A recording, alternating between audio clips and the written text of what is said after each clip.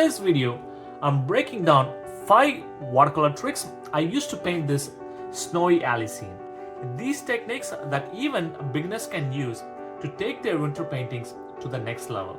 Snow might look just a white space, but if you know how to work with shadows, reflection, and contrast, it becomes magical. Let's get into it. Let's start with one of the most powerful tools in winter painting, art shadows.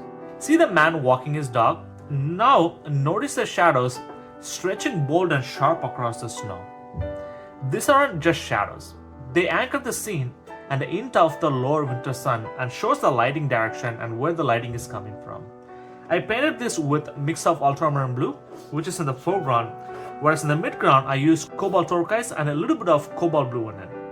And I also used a flat brush and a dry paper to keep these odd edges going in the snow. Because if you want the softer edges like this, you can also wet the paper and create it. But we have to make sure to create art shadows, so we have to paint in a dry paper. So whenever you do a winter painting, this is a chance to tell a story. Think about where the lighting is coming from and cast those shadows with intention. It immediately adds mood, direction, and drama to your painting.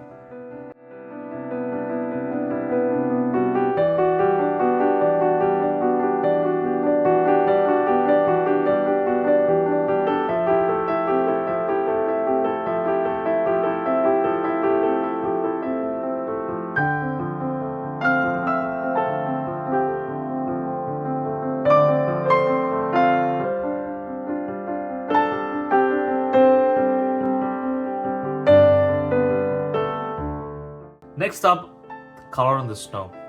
Snow reflects everything around it. It's like water. And that's where the magic lies.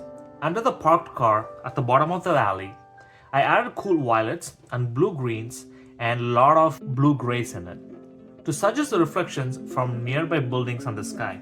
Even the shadows, I didn't just put blue, I also added a little bit of shadows from the buildings reflecting on the snow as well. So for beginners, this is an easy way to make your whites look whiter and let the snow borrow color from its surrounding. It's subtle, but it makes your old painting come alive.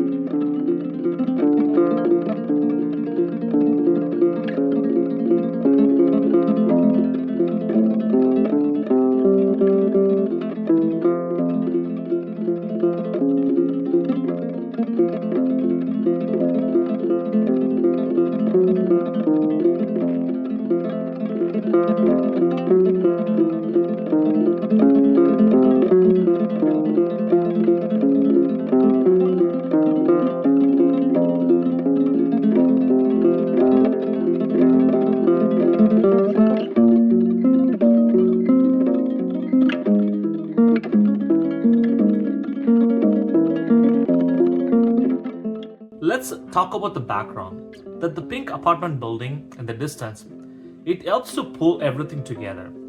I painted in 3 soft layers, starting with a light wash and gradually adding windows and details once each layer dried.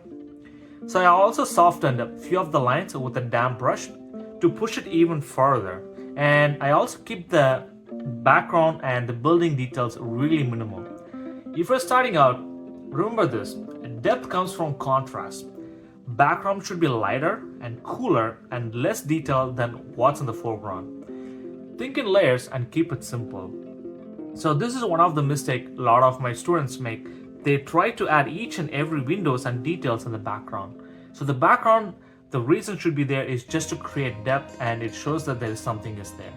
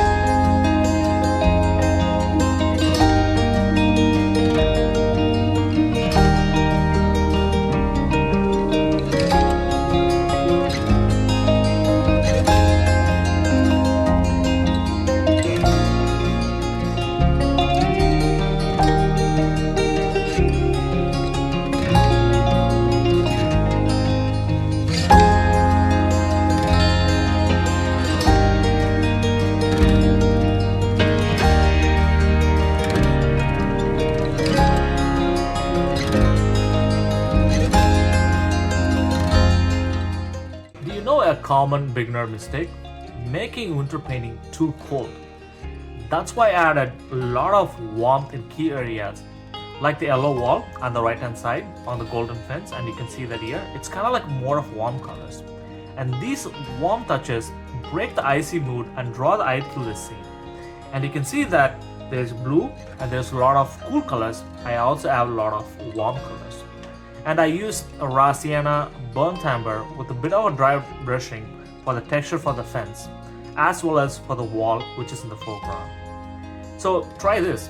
Mix warm and cool tones in your composition. It's not just about the temperature, it's about emotion. That little warmth goes a long way in making your snow feel alive. So when you look at this scene, you can see that when you squint your eyes, there is also cool colors at the top and at the bottom, and there is also warm colors in the mid-ground. Now let's look at the snow itself. If you look closely, it's not just one flat wash. It's full of texture and variation, and there's a lot of subtle color variations in it too. I used a broken dry brush technique to create rough patches, especially along the walking path by the car. I also dropped in a color while the paper was still damp in places to get soft blends, as you can see in the foreground, to get this really nice soft shadows. And I also lifted with a tissue paper to create a texture of snow highlights from the sun. Snow isn't meant to be rendered perfectly, it's suggestion over precision. And let the paint skip and use the paper texture to embrace those happy instants. And you can see that all the subtle variations I have in the snow. It's just not white. And there's a little bit of light grays, and there's a bit of cobalt, and a little bit of cobalt turquoise, and there's a couple of soft shadows and loose edges and soft edges and hard edges as well.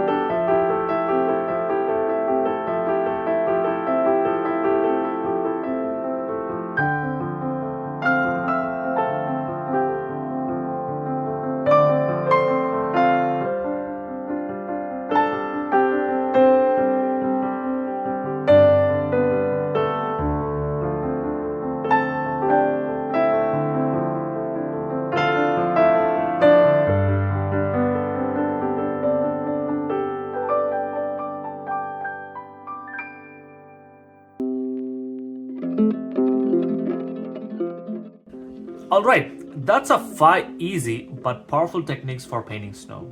Even if you're just starting out, if you learned something today, give this video a thumbs up, and don't forget to subscribe if you want more watercolor demos, tips and behind the scenes from my studio. Let me know in the comments which snow technique are you going to try in your next painting. I would love to see your winter work too, and see you in the next video, and happy painting.